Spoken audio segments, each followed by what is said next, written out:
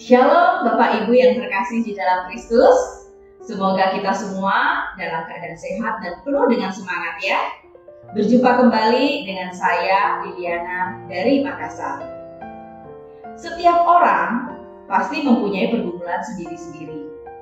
Jalan hidup seseorang sering dipenuhi dengan onak dan duri. Ada penderitaan, tantangan, ancaman, dan juga hambatan. Semua itu berpotensi membuat kita menjadi menyerah dan putus asa. Oleh karena itu, untuk menghadapi dan melewati semua jalan yang sulit, kita membutuhkan kekuatan ekstra, dan tentunya kekuatan itu kita harapkan dari Tuhan. Saya teringat dengan saudara sepupu saya yang mengalami badai dalam hidupnya selama bertahun-tahun. Saat itu ia dianggap tidak bisa memberikan keturunan setelah beberapa tahun menikah.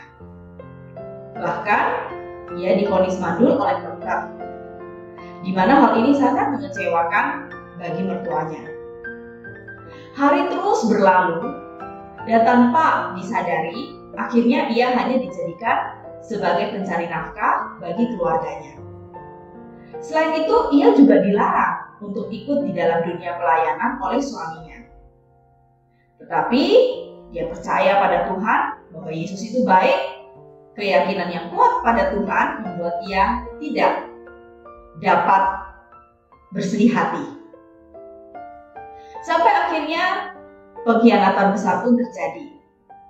Setelah pengkhianatan kecil dan medium sebelum-sebelumnya. Dan atas beberapa saran dari konselor, mereka akhirnya pun bercerai. Hal ini disebabkan lantaran suaminya bersikukuh mau berpoligami dengan wanita lain yang bisa memberikan keturunan padanya. Namun di saat badai menerpa hidupnya, ia selalu bersyukur dan berdoa kepada Tuhan agar Tuhan bisa memberikan penghiburan baginya. Tuhan pun tahu dia dianggap mandul. Tetapi karena imannya yang begitu kuat, taat dan percaya serta berserah pada Yesus, dia berpedoman pada fiat voluntas Tuhan. Akhirnya Tuhan pun tergerak untuk bertindak. Ia pun diberi Prince Charming dan kemudian menikah. Bukan hanya itu, Tuhan juga memberikan hadiah spesial baginya dengan membukakan kandungannya sehingga di usia 43 tahun ia melahirkan. Dan tak diduga sekalipun, usia 45 tahun, ia juga melahirkan anak kedua yang keluar dari rahim seorang ibu yang dianggap mandul dan di usia yang sudah hampir senja. Nah, kelahiran anak pertama sudah sangat luar biasa. Bagaimana dengan anak yang kedua? Hari ini kita juga akan sama-sama belajar dari seorang tokoh wanita yang dalam hidupnya banyak mengalami kesulitan dan kepahitan, tetapi tetap menjadi seorang wanita yang luar biasa. Siapakah wanita itu? Dia adalah Hana. Hana merupakan istri yang dinikahi oleh Elkana. Tentu hal ini merupakan kebahagiaan tersendiri bagi Hana. Namun, pernikahannya dengan Elkana menjadi masalah besar baginya karena Hana tidak bisa memberikan keturunan alias mandul. Dan seorang istri yang mandul dalam tradisi Yahudi menjadi aib, dan hal ini membuat Hana mengalami tekanan sosial dan juga psikologis. Karena dalam keluarga, anak-anak itu dihitung sebagai berkat Tuhan.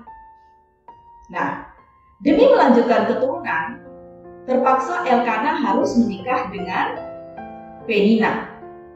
Dan Penina memberikan keturunan bagi Elkana sehingga membuat penderitaan Hana semakin besar.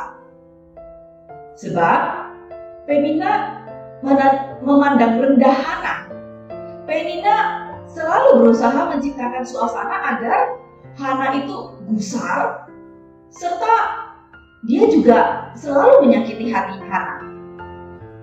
Khususnya ketika mereka menerapkan ziarah tahunan ke Bait Suci Tuhan di kota Silo.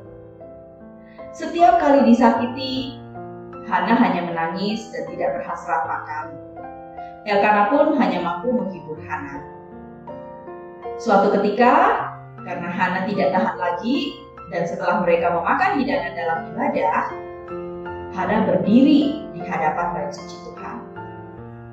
Dan dengan hati yang pedih berdoa kepada Tuhan sambil menangis terseduh-seduh. Dan ia mencurahkan seluruh kepedihan dan sakit hatinya kepada Tuhan. Dia berjanji, "Tuhan, jika Engkau memberiku anak, aku akan memberikan dia untukmu dan dia akan melayanimu seumur hidup." Saat itu imam besar Eli melihat Hana menangis dan Imam Eli mengira dia itu mabuk. Namun Hana berkata kepadanya, "Saya tidak mabuk, Tuan. Saya seorang perempuan yang sangat bersusah hati." Kemudian Eli pun sadar dan berkata, "Pergilah dengan selamat dan Allah akan memberikan kepadamu apa yang engkau minta daripadanya." Hana saat itu menjadi lega dan mukanya tidak muram lagi. Segera setelah peristiwa itu terjadi, akhirnya Hana hamil dan melahirkan seorang anak laki-laki dan menamainya Samuel, serta Hana menepati janjinya untuk menyerahkan anak itu kepada Tuhan. Dari kisah di atas, kita dapat melihat bahwa di tengah ketidakberdayaan dan tantangan, Hana terus berusaha untuk berdoa. Ia menyerahkan persoalan yang dihadapinya kepada Tuhan, dan akhirnya Tuhan menjawab kerinduan hatinya dengan menganugerahkan Samuel sebagai jawaban doanya. Di sini kita dapat belajar bagaimana dan apa saja pelajaran berharga dari kehidupan Hana. Nah, pelajaran berharga yang dapat kita ambil dari kehidupan Hana di antaranya yang pertama, Hana pantang menyerah. Hana tidak pernah menyerah. Ia terus berusaha dekat dengan Tuhan. Ia terus mengandalkan Tuhan. Ia tidak menyerah sekalipun. Yang lain mungkin sudah menyerah. Oleh karena itu, mari kita belajar dari kehidupan Hana ini. Para perempuan sekalipun mungkin Tuhan izinkan kita mengalami tantangan dalam kehidupan dan pelayanan, janganlah pernah menyerah. Tetap berdoa dan andalkan Tuhan.